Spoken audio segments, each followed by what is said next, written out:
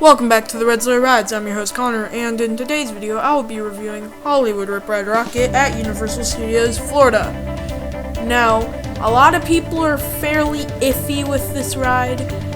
Some people don't like it, some people do. Well, now you're going to get my opinion on this ride. Is it smooth? Is it forceful? Is the layout good? Well, let's get into it. Starting off with the layout. Alright, so you start out with a nice vertical lift hill. But before that, in the station, you would choose your song as the moving platform keeps on moving. And you have a bunch of different categories to choose from, which is nice.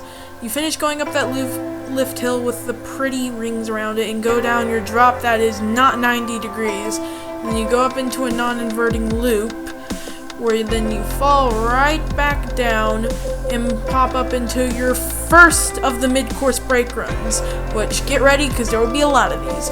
You go off the mid-course, which if you're in the back row, you get some pretty good airtime. You go through a building, up into a helix going left, up into an overbank on the left, and then back down into your second mid-course, which, when you're coming into them, gets good airtime.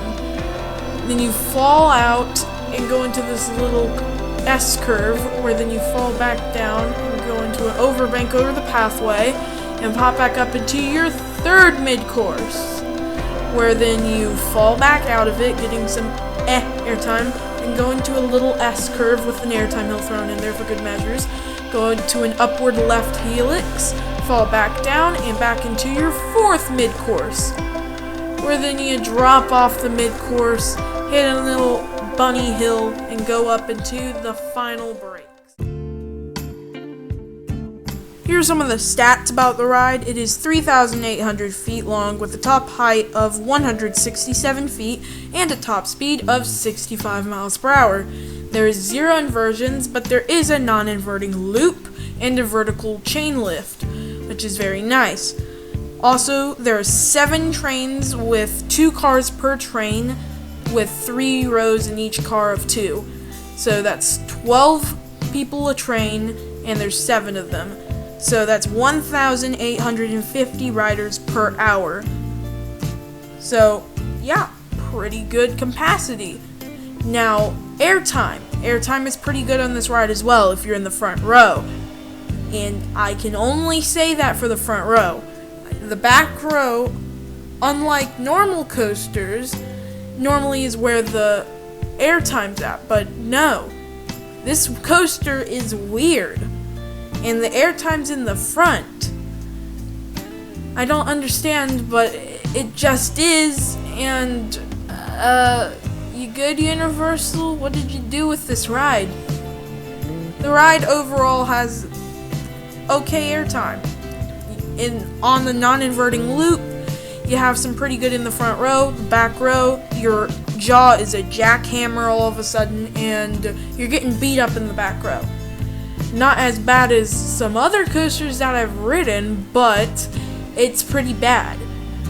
Also, the mid-courses, because there's 4 of them, that's 4 opportunities for airtime, and if you're in the front row, when you're going into the mid-course, you get some good airtime. I will say, on the final 2 mid-courses, if you're in the back row, you get pulled, and it's a nice touch. And also, if you're in the back row on the first drop, you also get a little bit of pull, but not that much. Also, the theming. Universal did absolutely horrible. Six Flags could do better theming than what's on this ride.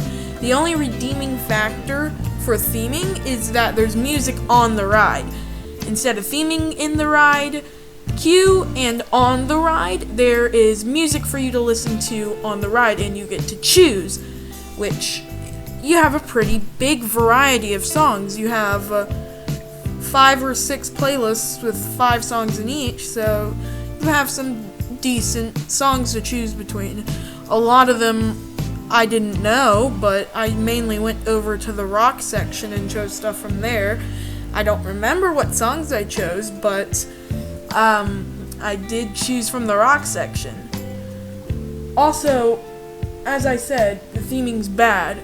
The songs are not the best either. What about the layout? I made a layout video, and you should go watch that because this ride is in it. So if you want to know my full in-depth thoughts on the layout, go to that video. But yeah, that's about all that's with this ride. It's not the best, it's certainly not the worst, but it's a solid ride, and I think Universal put this in its place because it's the main ride in the whole Universal Studios Florida park, which is saying something because Gringotts is in the same park. For this ride's final score, I will be giving it a 7 out of 10. Universal did a good job with this ride. It's a huge crowd pleaser and the general public love it, said by the hour-long line that people wait in for this ride. So, good job Universal. Hope you guys are enjoying my videos. I've been enjoying making them. As I said when I started my channel, I will be trying to post 2 times a week, sometimes even 3 or 4 times a week if I can, because I love putting out videos. And I know that you who are subscribed and my viewers, I know you're enjoying them because I barely get any dislikes, which is greatly appreciated. And thank you for all the support that I've had because 2020's over and 2021's a thing. And yeah, just wanted to say I hope you guys are enjoying. Let me know your thoughts on this ride in the comment section below, and I'll see you guys in the next video. This was Red Star Rides, and I'm out. Bye guys.